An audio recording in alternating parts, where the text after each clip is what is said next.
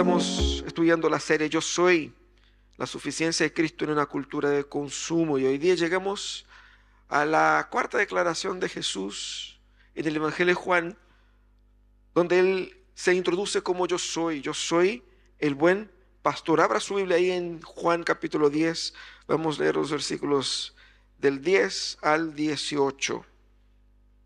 Juan capítulo 10, vamos a leer ahí los versículos de 10 a 18. Todo este capítulo, desde el versículo primero, está dentro de esta analogía de Jesús como el buen pastor. La semana pasada empezamos a ver Jesús como la puerta, que es una analogía dentro de la otra que él utiliza acá. Pero hoy día vamos a tener como contexto desde el versículo 1 al 6, pero específicamente vamos a leer ahí del verso 10 al verso 18. Dice así la palabra del Señor: el ladrón no viene más que a robar, matar y destruir. Yo he venido para que tengan vida y la tengan en abundancia. Yo soy el buen pastor. El buen pastor da su vida por las ovejas. El asalariado no es el pastor, y a él no le pertenecen las ovejas. Cuando ve que el lobo se acerca, abandona las ovejas y huye. Entonces el lobo ataca al rebaño y lo dispersa. Y ese hombre huye porque, siendo asalariado, no le importan las ovejas. Yo soy el buen pastor, conozco a mis ovejas y ellas me conocen a mí, así como el Padre me conoce a mí y yo conozco a él, y doy mi vida por las ovejas.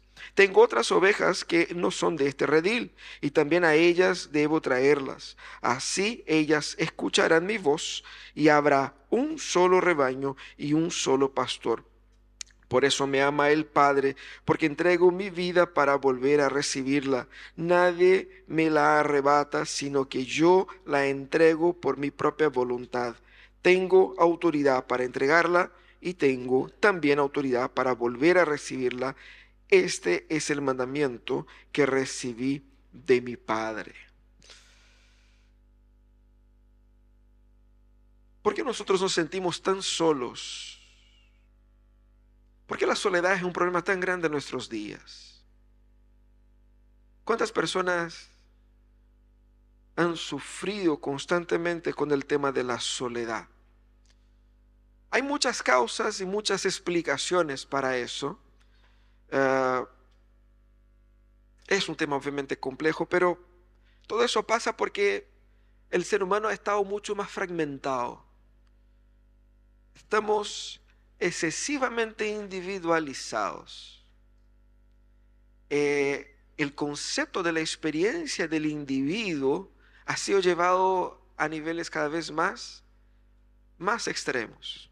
Estamos muchas veces tan condicionados a pensar aisladamente en nosotros mismos y a partir de nosotros mismos, que nos cuesta concebir un contexto comunitario. Y más, esa fragmentación que hace con que todas las cosas sean medidas en el valor de mi experiencia y mi realización, hace con que todas las relaciones que yo tengo, todas, en algún modo o en alguna medida, sean relaciones instrumentalizadas. O sea, me relaciono para que por medio de esta relación logre que yo me sienta algo. ¿Cuántas personas frustradas en sus matrimonios están frustradas porque yo no me siento como yo quisiera y esta relación no me ha hecho a mí sentirme como yo quisiera sentirme? O de repente lo mismo pasa con tu propia relación laboral o con incluso una relación de amistad. Y hemos progresivamente perdido una identidad colectiva. Para nosotros ya pertenecer ya no es tan determinante. Yo no soy quien soy por pertenecer a un conjunto. Es al revés. Mi identidad es construida en mi individualidad. Y al participar de un colectivo, de un conjunto, yo participo en la medida en que ese conjunto fomente mi propia individualidad. Y es así como participamos de grupos, de iglesias, de conjuntos que sirven para corroborar. Por eso creamos nuestras propias cajas de eco, porque queremos escuchar solamente ciertas cosas, seguimos ciertas personas para estar en un grupo que es formado a nuestra imagen. Pero el ser humano no fue creado para ser así. Todo ese conjunto de individualización y del ser humano solitario ha conllevado a que tengamos efectivamente relaciones fluidas, de que el vínculo ya nunca es tan profundo, incluso en el matrimonio, mucho menos laboral. La fidelidad a un proyecto más grande está siempre en segundo plano. Y es difícil, hermanos, es difícil luchar contra esa tendencia. Es una tendencia. Hemos crecido, hemos vivido, hemos aprendido, hemos sido discipulados por esa cultura y por esa doctrina. Y a nuestro corazón carnal le agrada eso. Jesucristo estaba hablando aquí que Él es el buen pastor. Y en ese contexto Él nos ayuda a entender cómo Él, como buen pastor, trae el antídoto, la respuesta para una cultura tan individualizada y solitaria. Quizás la soledad que cargas en el corazón, producto de esa cultura, encuentre respuesta en el cuidado del buen pastor que tenemos en Jesús. Jesús, el buen pastor, se presenta como aquel que responde al pecado del individualismo humano y al problema de la soledad y del pecado. ¿Cómo Jesús entonces nos ayuda a sanar nuestro corazón individualista? Cuesta, pero ¿cómo? ¿Cómo? ¿De qué manera? ¿Qué es lo que Jesús dice acá que responde a eso? Jesús, cuando hablaba a los creyentes de aquella época juntamente con los líderes fariseos, se presenta a sí mismo como siendo el buen pastor, utilizando una metáfora, como dijimos la semana pasada, una metáfora común a la gente, una analogía común a las personas, porque la gente sabía que lo que era un pastor de ovejas, una persona que cuidaba ovejas, era una persona del campo, una persona que tenía una tarea de proteger, de alimentar. Y Jesús dice, yo soy el buen pastor. Cuando Jesús habla y da este sermón, Él nos quiere recordar 4 cosas. Y esas 4 cosas vienen a nuestro corazón a rescatarnos de nuestro individualismo. La primera cosa que Jesús nos recuerda es que cuando Él se dice pastor, Él quiere decir que nosotros somos ovejas. Nosotros nacidos en el siglo XXI, que quizás nunca hemos visto una oveja de verdad en la vida, no tenemos idea de lo que es. Hay una canción que cantamos con los niños, que incluso debiéramos haber puesto. Soy una ovejita del rebaño del Señor. Qué tierno, ¿cierto? Y la ovejita tiene ese elemento tierno. Pero en la mentalidad de los hebreos, de los judíos de la época, oveja no era un elemento tierno digo. Oveja era un elemento terco y estúpido, incapaz de cuidarse, incapaz de percibir su propio peligro, incapaz de mantenerse por sí sola, totalmente dependiente del cuidado de un pastor. Entonces Jesús revela quién es Él, revelando primeramente nuestra propia condición de dependencia y vulnerabilidad. La idea de Jesús presentándose como pastor y nosotros siendo las ovejas es que tanto el alimento como la protección que yo necesito depende de Él. Y eso va al corazón del ser humano autovalente, independiente, adulto, que trabaja, que se la gana la vida, que pone comida en la mesa y que se la arregla con todo.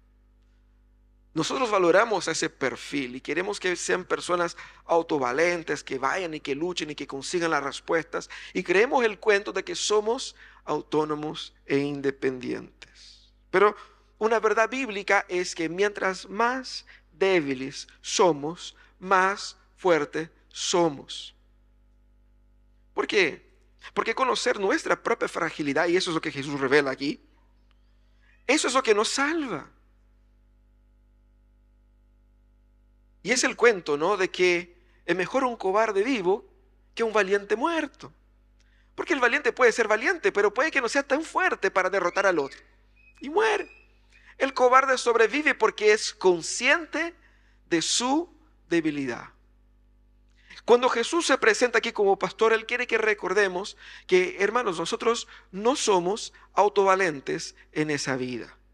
Necesitamos reconocer nuestra fragilidad, y solamente cuando nosotros abrazamos nuestra dependencia de Jesús y nos sometemos a su discipulado, nos sometemos a su cuidado, nos sometemos a su protección, es cuando disfrutamos de la plenitud de vida que Él ofrece. El versículo 10. Él dijo, el versículo 10, el ladrón no viene más que para robar, matar y destruir. Yo he venido para que tengan vida y vida en abundancia. La vida que da es Él, no la conseguimos nosotros. Somos ovejas, hermanos. Hermanos, debemos recordar que somos ovejas. No somos nuestro propio pastor. Dependo de Jesús. Soy débil, frágil y limitado. Debo partir por ahí. Jesús se presenta como el buen pastor, recordándonos que somos sus ovejas. Pero lo que Él quiere dejar en claro es que estas ovejas, aquellos que creen en Él, le pertenecen a Él. Y eso es una verdad muy olvidada en nuestro cristianismo popular. Jesús deja en claro que sus ovejas le pertenecen a Él. Él dice en el versículo 14, mis ovejas. Primeramente hace un contraste con el asalariado del versículo 12. Porque dice, el asalariado no es el pastor. Y a él no le pertenecen las ovejas. Por ende, al pastor sí le pertenecen las ovejas. La actitud del asalariado de abandonar a las ovejas cuando surgen los problemas es resultado de que a este uno no le pertenece. Y él culmina diciendo, él hace eso porque a él no le importan las ovejas. Final del versículo 13. ¿Quién es ese asalariado, pastor? Hemos dicho la semana pasada y reforzamos acá, Jesús en ese contraste está haciendo una primera referencia a los líderes judíos como aquellos que se adueñaban de la religión, pero también lo que Jesús menciona como asalariado aquí son todas aquellas personas, cosas que ocupan el lugar salvador de Jesús en tu vida. Porque una persona confía en su vida profesional como para hacerse una persona realizada, pero cuando su vida profesional se va a la B, te deja botado. Cuando uno confía en su poder, en su autonomía por los bienes y por las cosas que tiene, cuando pierden estas cosas, te dejan botado. Hermanos, de alguna manera, cualquier otro Dios que te trate de dar significado, propósito, que no sea Jesucristo, te desilusionará y te dejará botado. Pero Jesús va a decir, no, yo soy el pastor y yo soy el dueño de esas ovejas. Porque ellas me pertenecen, yo me preocupo con ellas. La preocupación de Jesús por los que son suyos es verdadera. Él verdaderamente la ama. Y diferentemente de lo que nosotros pensamos, esa idea de que pertenecemos a Jesús es muy potente. Porque como la gente piensa, yo tengo una fe en Jesús. Es como si yo tuviera a Jesús. Jesús va a decir, no es tú que me tienes a mí. En primer lugar, soy yo el que te tengo a ti. Es diferente. Es muy diferente.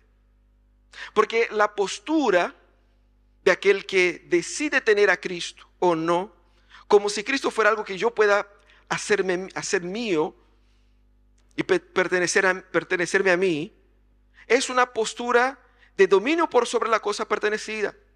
La cosa pertenecida es inferior a la cosa que pertenece. ¿Sí o no? Aquel que tiene potestad sobre mí me controla, es mi dueño.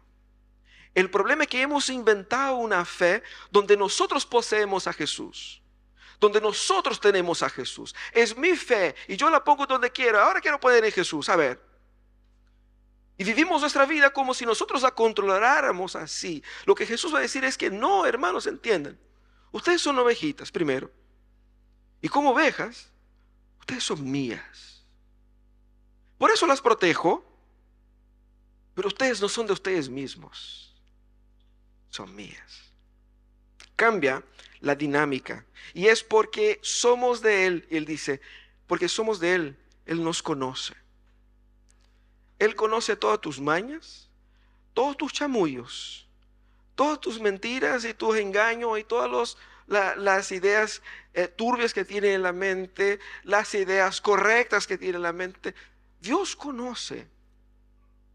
Jesucristo te conoce y te cuida porque te conoce. Y es por eso que en muchas oportunidades Dios te pone ante fracasos y logros.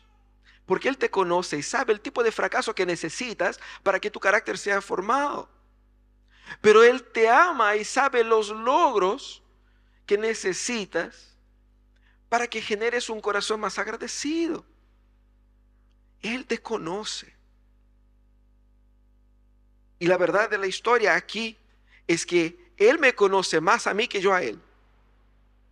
Y yo puedo descansar en eso. Porque cuando yo voy al médico y él ve a mis exámenes, yo me conozco a mí. Yo sé lo que yo he comido, lo que yo he hecho, cómo he dormido. Yo sé, el médico no. El médico ve los informes. Pero cuando ve los informes, él ve algo sobre mí que yo no conozco. Ahí trae unos números, así, un número más para arriba, más para abajo. Uno puede googlear y ver si está bueno, si está malo. Pero el médico va a ver ese conjunto de información y va a saber más sobre mí que yo mismo, porque con estos números él tiene una otra información que yo no tengo de toda la medicina que va a permitir analizarlo de mejor manera. Por lo tanto, el cuidado que él pueda proveer por medio de esto, creo que es más eficaz que mi propio juicio leyendo mi propio.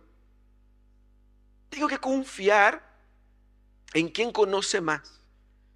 Y eso es lo que Jesús quiere que entendamos. Debo creer en Jesús porque yo le pertenezco, porque Él me conoce y porque Él me conoce, Él me cuida.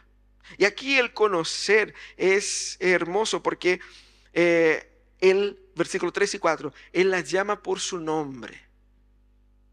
Eso no era común, un pastor de la época no llamaban ovejas por su nombre, no tenían nombres. Hoy día ponemos nombres, ¿no es cierto?, en los pets. Hay nombres, incluso nombres de gente. Pero no es que había nombres de cada ovejita. ¿Qué quiere decir a Jesús? Jesús tenía una relación profunda y directa con estas personas a las cuales Él está salvando. Y esa relación profunda que Jesús muestra acá, Él hace una comparación entre su relación con las ovejas y la relación que Él tiene con el Padre. Y Él dice, de la misma manera que yo y el Padre nos conocemos, yo conozco a mis ovejas y ellas me conocen. Hay una relación profunda y eso es lo que el apóstol Pablo va a enfatizar con la idea de estar en Cristo.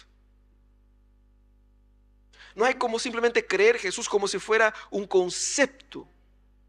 Él habla sobre estar. Es una relación tan profunda, íntima, donde nos conocemos por la mirada. Seguramente usted que es casado ya ha pasado por esa situación de que tu señora te mira, con una mirada ya sabes todo. O cuando chico, que tu mamá te miraba de una forma, estamos aquí con la iglesia, estamos desordenados, y te miraba así, y era la mirada mortal. Tú sabías que al llegar a casa tendrías problemas. Ella no dijo nada, pero nos conocemos. Jesús establece aquí que la relación que Él tiene con sus ovejas no es una relación meramente funcional, es una relación esencial, es estar en Él, es ser parte de uno con Él. Yo tengo que recordar que no soy yo quien tiene a Cristo, es Él que me tiene a mí. Y más, que yo no soy mío, yo necesito de su ayuda. Yo soy de Él y puedo descansar en Él porque yo le pertenezco y Él me conoce.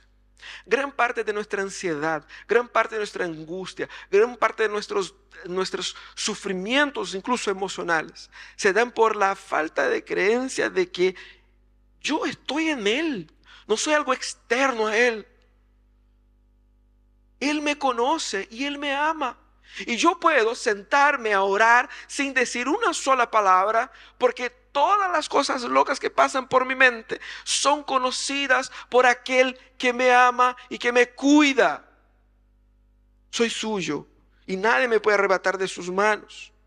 Ahora, Jesús también viene a recordarnos que nosotros somos un rebaño, porque el individualismo moderno nos hace pensar, yo soy la ovejita, y de hecho la ovejita favorita del Señor.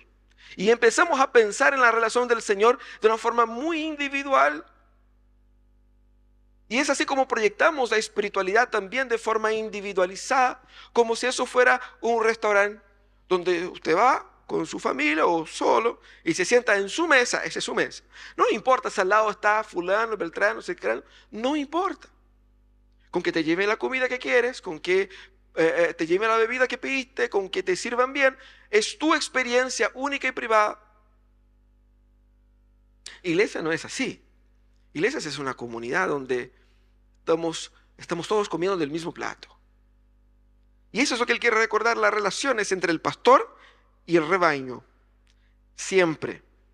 Y Jesús enfatiza en el versículo 16 que esa relación es entre él y el rebaño para que al final haya un solo pastor y un solo rebaño. Hermanos, miremos al Antiguo Testamento. ¿Se han dado cuenta de que Dios siempre habla de una nación, de un pueblo? Dios empezó el proceso de redención de una forma más explícita con Abraham. ¿Qué dice Dios para Abraham? ¿Qué promete Dios a Abraham? Yo voy a hacer de ti una nación. Porque Dios tiene esa fijación con la idea de nación, de pueblo. Y después vemos el Nuevo Testamento, uno va a decir, no, pero eso se acabó en el Antiguo Testamento. No, vemos el Nuevo Testamento. Pedro, cuando dice allá en 1 Pedro que nosotros somos nación santa, pueblo de propiedad exclusiva. Y que Pablo va a decir que Dios nos predestinó y nos unió a Cristo en su cuerpo, que es la iglesia. Cuerpo, iglesia, familia. ¿Por qué Dios habla siempre en ese lenguaje colectivo? Nosotros conocemos a Dios no como la singularidad de un individuo, sino que son tres personas que viven en perfecta unidad. Y Dios crea al ser humano y lo crea comunitariamente para que viva en armonía, en comunidad. Cuando el ser humano peca, ¿qué es lo primero que hizo el ser humano? Además de ocultarse y hacerse el loco, fue echar a perder la comunidad. Echó culpa a su señora, echó culpa a su creador. Destruyó todas las relaciones que tenía. Adán solo tenía dos amigos. Era Dios y su señora. Y en una frase él traiciona a los dos. Ese es el poder del pecado. Cuando Cristo viene a restaurar todas las cosas, Él viene a restaurar también la armonía comunitaria. Y Él nos salva comunitariamente. El libro de Apocalipsis habla que Cristo va a venir a traer y a llevar de vuelta a su iglesia. No son individuos roots separados, independientes, autónomos, indiferentes uno del otro. No significa que Él va a salvar así como que al lote, porque Él conoce cada una, pero a cada una la incluye en su redil, en su pueblo. Y eso confronta muchísimo nuestro pensamiento individualista, porque nosotros simplificamos el cristianismo como algo que viene a suplir mi deseo individual. Pero pensemos por un instante, ¿cuál es el primer mandamiento? El mandamiento más importante. Le preguntaron eso a Jesús. Jesús, ¿cuál es el mandamiento más importante? ¿Cuál es? Amar a Dios. Y después el segundo, amar al prójimo.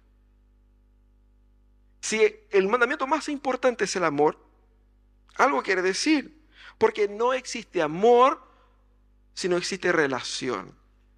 No existe amor si no existe comunidad.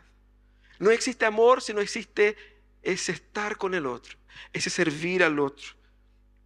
Esa individualidad o ese individualismo contemporáneo es el antiamor, es el antidios. Pero el amor que Dios encarna y representa, el amor por el cual Él busca y da su vida por sus ovejas, ese es el amor que es entregarse en pos del otro. A veces podemos estar aquí pensando en cuáles son los beneficios que esta iglesia en particular me está dando a mí. ¿Qué gano con eso? Me gusta la música, ok, me gusta la prédica, ok, me gusta el ambiente, la gente más o menos, el cafecito, voy poniendo nota de mi experiencia personal. Porque yo soy la medida y mi experiencia es la medida de todas las cosas. Pero el Señor quiere que cambiemos nuestra perspectiva. Nosotros somos parte de un rebaño, que es un conjunto de personas que conforman el cuerpo de Cristo. Y al ser parte de esta comunidad, mis necesidades y deseos individuales pierden importancia en pro del beneficio del otro. Ser rebaño significa que la dinámica del rebaño como un todo es más importante que las necesidades individuales de cada uno. De hecho, yo me someto y me esfuerzo para que otros sean beneficiados y no yo. Eso es ser iglesia. Eso es ser creyente. Eso es ser oveja de Jesús. Si nosotros queremos ser ovejas de Jesús, Jesús nos guiará hacia su rebaño y es así como su rebaño funciona. Ahora, si usted quiere vivir como una oveja autónoma o como una oveja única de Jesús, teniendo su redil para ti mismo solamente, tendrá que buscar un otro pastor. Porque este pastor tiene un rebaño con muchas ovejas y más. Él dice, tengo otras ovejas que no están aquí y las tengo que buscar también. ¿De quién está hablando Jesús aquí? De nosotros. Porque tú y yo, nosotros no estábamos en el siglo I allá. Y a nosotros nos vino a buscar para poner en ese redil junto con aquellas ovejas. Un solo pastor, un solo rebaño. No existe cristianismo sin iglesia. La obra de Cristo es reunir su rebaño, reunir su pueblo. Él es la cabeza de la iglesia. ¿Por qué? Porque esa idea de cristianismo privado, individual, no existe. Eso es anti-evangelio. El evangelio, la fe en el evangelio, ella es formada en la comunidad. Eso no es una cámara de eco que viene solamente a las personas que ya están de acuerdo con eso y aquí hablamos todo igual porque pensamos igual, porque queremos. No, o sea, hemos traído una colección de gente diferente, que piensa diferente, que está siendo transformada, que tiene sus hijos y sus ídolos siendo quebrantados por Jesús, para que seamos todos a la imagen del pastor y no a la nuestra propia. Por lo tanto, mi dependencia de Dios, que hemos hablado en el punto anterior, solo se experimenta y solo puedo decir que creo que dependo de Dios cuando vivo la dependencia del otro. No te hagas idea de que puedes vivir en dependencia de Dios fuera de la iglesia.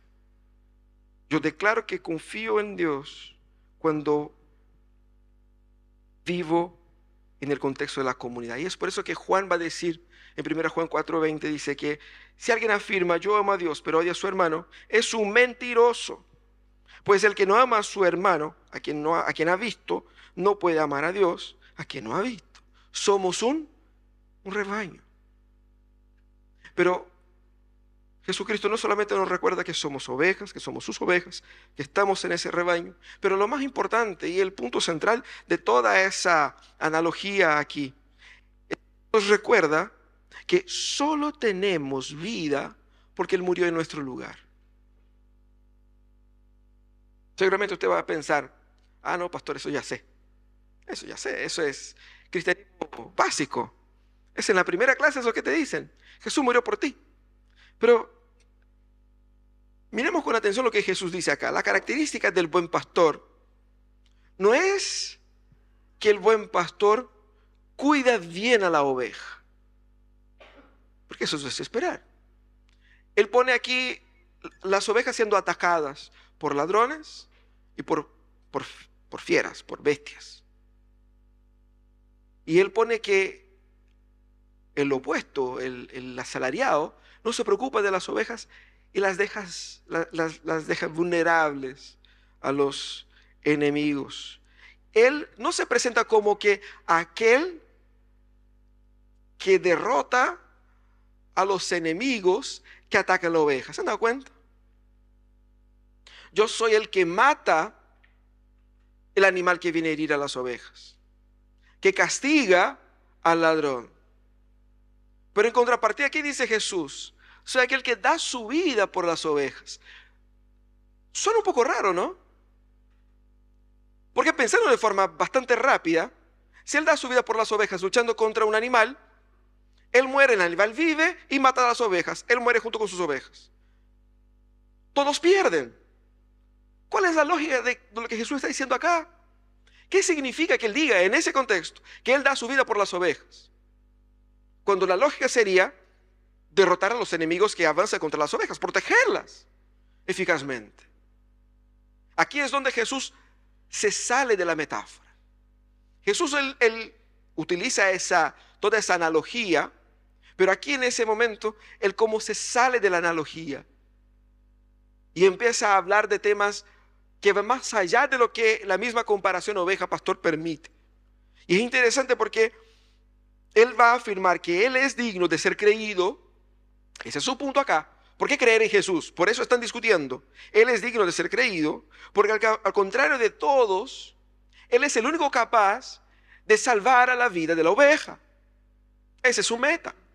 ¿Y cómo es que él salva la vida de las ovejas? Derrotando el más grande enemigo que atenta contra ellas. Al morir por ellas, él mata la muerte que las amenazaba. La muerte de Cristo en nuestro lugar es la muerte de la muerte, para que la muerte no nos alcance nunca más. Y de esa manera nos libra eternamente del poder de la muerte. Eso es lo que Jesús está diciendo acá. Y Jesús dice claramente, dar su vida en beneficio de ellas. No hay ninguna ganancia personal, no hay ningún beneficio personal, es totalmente en favor de ellas. Y ese es el elemento que nos amarra a Cristo. Ese es el elemento que me hace totalmente perteneciente a Cristo, subserviente a Cristo, sin poder desamarrarme de Cristo, porque Él es el único capaz de entregar una solución definitiva, concreta, para el único problema que es la causa de todos los demás. Por lo tanto, la esencia del cristianismo está en que mi vida depende de que Cristo haya entregado su vida por mí. Pero nuestra mente en ese momento es capaz de hacer un montón de ilaciones que son herejes. Muchas veces la gente ve la muerte de Jesús como una especie de mártir o como una especie de víctima, rehén de los malos líderes judíos y romanos de la época, o como una especie de testimonio. Mira lo que Jesús hizo, imitemos su conducta. Pero esas tres visiones son equivocadas. Primero, porque el mártir, y él dice que no es un mártir porque él dice que mi vida es mía y nadie me la quita. En otras palabras, él no es un mártir, porque un mártir como no tiene opción.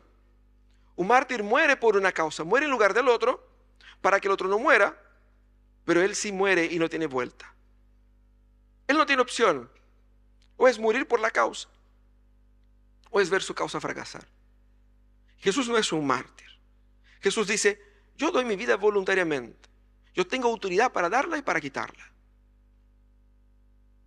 Por lo tanto, no estoy aquí siendo martirizado simplemente. Él está haciendo algo más. En segundo lugar, Jesús dice que tampoco es víctima, porque Él dice, yo tengo autoridad para entregar mi vida y para tomarla de vuelta. Y Jesús dice en ese mismo texto que Él iba a morir y iba a resucitar. Él había dicho a sus discípulos al menos 3 veces de forma explícita, me van a matar, yo voy a morir, me van a enterrar, voy a resucitar 3 días después. Y después que pasó todo, ellos, ¡qué sorpresa! No sabía que Jesús había resucitado. Pero aquí dice, yo tengo autoridad para entregar mi vida y para recibir de vuelta. No soy ninguna víctima.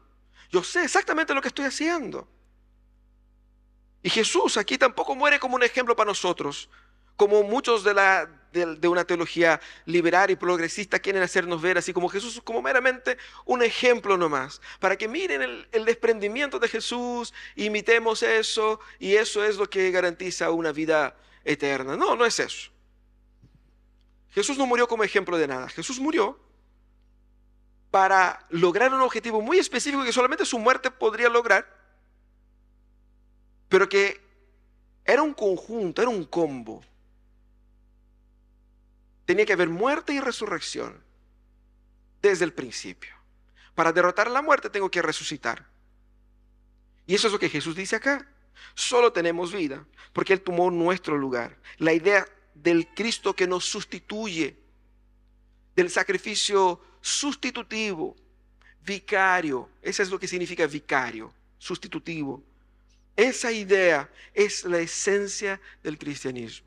Él tomó nuestro lugar. ¿Y quién mató a Cristo en la cruz? Los judíos, no fueron los romanos, ni siquiera fueron los esclavos. ¿Quién mató a Cristo en la cruz? Fue la ira de Dios.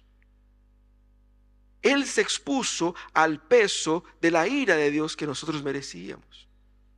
Y Él derrotó el poder de la muerte para que nosotros viviéramos en su vida. Por eso, a este Salvador, a Él se le merece todo. A Él se le merece toda honra, toda gloria. Por eso que no hay fe en el sacrificio de Jesús. Usted no puede decir, yo creo en Jesús, sin que haya una comprensión de que Él es tan absolutamente todo para ti, tan maravilloso, tan hermoso, tan poderoso, que no quiera entregar su vida en adoración y en rendición. No hay fe en Jesús que no se transforme, que no se traduzca en adoración y sumisión. Todo tipo de fe que busca minimizar a Jesús, ponerlo como un objeto de la suerte que vaya en mi bolsillo para que me vaya bien en la vida, como una especie de magia sobrenatural que me va a abrir las puertas. Eso, hermanos, eso es misticismo disfrazado de cristianismo. Jesucristo no está ahí. Jesucristo nos llama a una entrega total y absoluta, como ovejas totalmente dependientes del pastor. Y porque Él murió por mí, todo mi respirar le pertenece. Porque Él murió por mí, nunca podré dudar de su amor y su cuidado.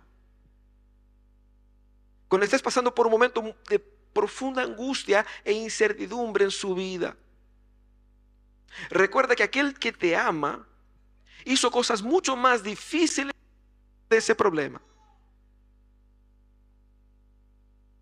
Por lo tanto, no tenga dudas en tu corazón. Jesús es el buen pastor. Recuerda que tú eres oveja. Tú no eres tu propio pastor. Eres dependiente. Eres frágil. Asuma la fragilidad que tienes. Porque es en tu fragilidad que Dios se hace ver en su gracia. Somos frágiles, pero tenemos un buen pastor y le pertenecemos a Él. Creer en Jesús es pertenecer a Él, es estar en Él. Cristo no es algo que yo tengo, soy yo el que soy tenido por Él. Y porque Él me tiene, yo puedo descansar en su cuidado. Recuerda que nunca andarás solo. Como dice el himno de Liverpool. Nunca caminarás solo. Porque no existe un camino solitario del cristianismo. El Dios que pertenece, al cual pertenecemos, Él nos pone en su rebaño. Y Él conduce a su rebaño. Y es su rebaño quien Él cuida. Rompa con esa visión individualista de fe. Entrégate a la comunidad. Entiende que la iglesia es el rebaño de Jesucristo. En la iglesia nosotros estamos siendo cuidados por Jesús, pastoreados por Jesús. Es el lugar para entregarse, para dar sin recibir, para amar sin ser amado, pero también para amar cuando no mereciéramos ser amados, cuando nos portamos mal y el Señor nos ama por medio del amor que Él derramó en su iglesia, cuando el Señor nos alimenta por medio del alimento que Él da a su iglesia, cuando Él nos exhorta por medio de la exhortación que nace de su iglesia. Es en la iglesia que yo disfruto de la vida de Jesús. No puedes disfrutar de Jesús fuera de la iglesia. Y recuerda que toda la raíz de tu pasión y entrega por Cristo tiene que ser la cruz. Y toda la certeza que yo tengo de su amor está en la cruz. Cuando tengo cualquier duda, miro a la cruz.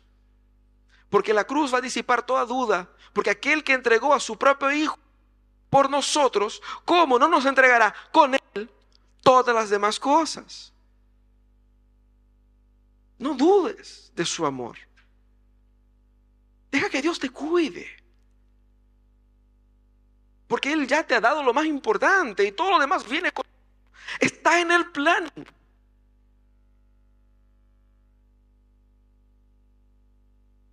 Qué bueno es poder descansar en aquel que es nuestro buen pastor. Nosotros a veces enfrentamos muchas tribulaciones en la vida y pensamos que vamos a hundir en el océano de las preocupaciones. Pero Él está ahí, Él abriendo puertas, protegiéndonos, cuidándonos. Él nos ama, somos suyos.